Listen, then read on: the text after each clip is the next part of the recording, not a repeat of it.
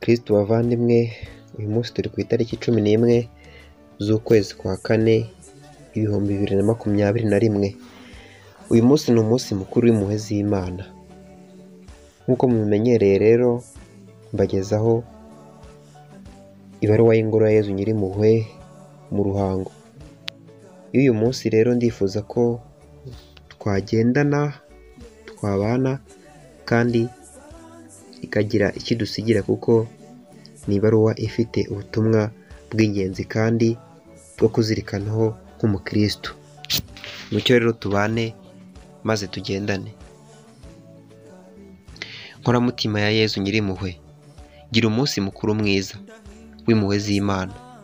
Ukubera umunsi wo kwishimana na Yezu Nyirimpuhwe wakumenyesheje impuhwe z'Imana. Akira amahoro ya Yezu wazutse akuzaniye, agufashe kwivugurura mu kwemera, kwakira ingabire nshya zituma ukunda Imana kandi ugakurikiza amategeko ya Yezu. Aragusaba kurangwa n'ubugwaneza, kunga ubumwe n'abandi muri kiliziya ye, ndetse no kuba umuhamya w'izuka rye. Amahoro Yezu aguhaye agukomezemo ubutwari bwo gutsinda ubwoba watewe n'ibihe bigoye wagiye unyuramo, birimo n'icyorezo cya COVID-19 n'ingaruka zacyo. Ibyateje impagarara mu mutima wawe, byaguteje intambara ya roho n'ibyakwangirije ubuzima bw'umubiri.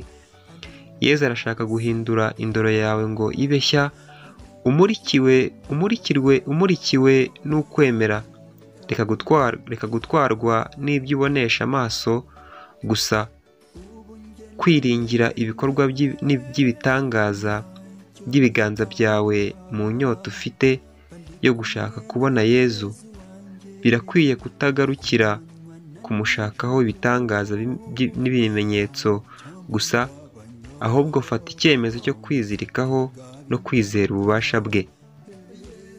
Yezu wakwiyeretse mu ikuzo rye ry'izuka rye, aguha ingabire y'urukundo rukugira umwe n'abandi muri kiliziya ye, bityo akakubera umwami ukuyobora muri byose. Niwe ugufasha gutsinda ikibi ndetse n'imyitwarire itamutunganiye, ituma winjira mu buhakanyi. Guhuzagurika mu kwemera bishobora no gutuma utakaza ishyaka no kumva misa no guhabwa amasakaramentu. Kwiyambura izina ry'ubukristu ukayoboka abapfumu, guhora wibaza niba koko Imana ikiriho, ikabireka ibibi bikagusimburanwaho, bikaba byatuma udohoka ku isengesho n'ibindi. Yezu afite ububasha bwo kukuba hafi igihe cyose. Ashobora kugukuraho wifungiranye cyangwa wafungiranywe n'abandi, akagusendereza Roho Mutagatifu, aguha imbaraga zo kumubera umuhamya.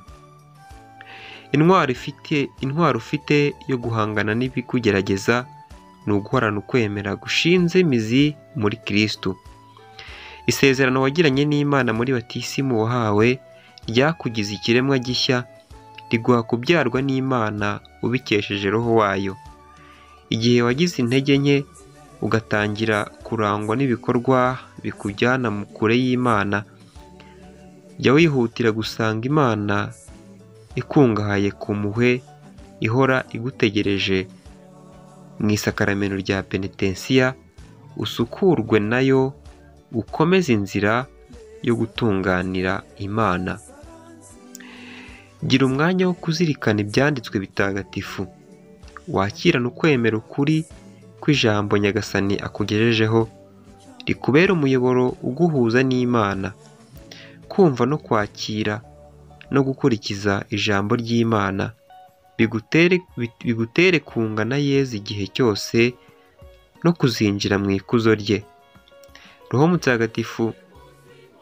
Mutagatifu aguhe kubona icyo abandi bagukeneyeho, ukibahana umutima mwiza ugirira Yezu Nyirimpuhwe, agukomezemo ingabire n'ibyiza byose waronse muri ibi bihe bya Pasika.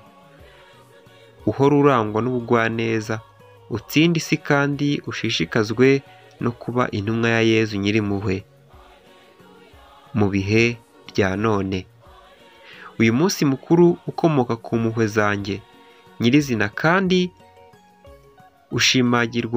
ushimagirwa mu ndiba z'urukundo rwanjye rutagira ingano. Umuntu wemera kandi akiringira impuhwe zanjye azaronka ubuzima.